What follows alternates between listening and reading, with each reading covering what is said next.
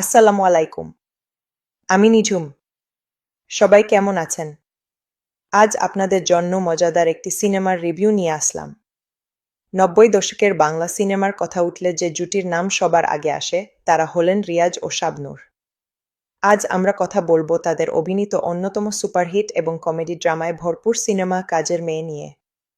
এটি এমন একটি সিনেমা যা দেখলে আপনার মন ভালো হয়ে যাবে।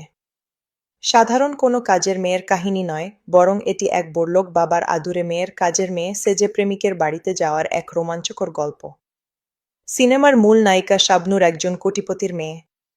সে বিদেশে পড়াশোনা করে দেশে ফেরে। তার বাবা এটিএম শামসুজ্জামান তার বিয়ের জন্য পাত্র ঠিক করেন। কিন্তু শাবনূর শর্ত দেয় সে আগে নিজের চোখে পাত্র দেখবে এবং জানবে সেই ছেলেটি আসলে কেমন। অন্যদিকে নায়ক রিয়াজ একজন সাধারণ মধ্যবিত্ত পরিবারের শিক্ষিত যুবক। সে তার মা এবং ভাইবোনদের নিয়ে থাকে। শাবনূর বুদ্ধি করে ছদ্মবেশ ধারণ করে রিয়াজের বাড়িতে কাজের মেয়ে হিসেবে চাকরি নেয়। উদ্দেশ্য হবু বর রিয়াজের স্বভাব চরিত্র এবং তার পরিবারের সদস্যদের পরখ করা। এরপর শুরু হয় মজার সব ঘটনা। ঘরের কাজ না জানা এক বড়লোকের মেয়ে যখন ঝাড়ু দিতে যায় বা রান্না করতে যায়, তখন যে হাসির কাণ্ড ঘটে তা এই সিনেমার অন্যতম আকর্ষণ। রিয়াজ প্রথমে তাকে কাজের মেয়ে হিসেবে দেখলেও ধীরে ধীরে তার বুদ্ধিমত্তা এবং মায়ে পড়ে যায়। অন্যদিকে শাবনূরও বুঝতে পারে রিয়াজ মানুষ হিসেবে কতটা চমৎকার। কিন্তু সমস্যা বাধে তখন, যখন রিয়াজ জানতে পারে সে আসলে কোনো কাজের মেয়ে নয়, বরং একজন বড়লোক বাবার মেয়ে। এই ভুল বোঝাবুঝি এবং মানবাভিমানের মধ্য দিয়েই সিনেমার কাহিনী ক্লাইম্যাক্সের দিকে এগিয়ে যায়। শাবনূর। এই সিনেমায় শাবনূরের অভিনয় ছিল এক কথায় অনবদ্য।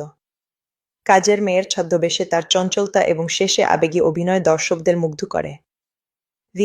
রিয়াজের সরলতা এবং রোমান্টিক এক্সপ্রেশন তাকে বরাবরের মতোই অনন্য করে তুলেছে। পার্শ্ব চরিত্র দিলদারের কমেডি এবং এটিএম শামসুজ্জামানের বাবার চরিত্রটি ছিল অসাধারণ। বিশেষ করে দিলদারের টাইমিং সিনেমাটিকে আরও বেশি প্রাণবন্ত করেছে।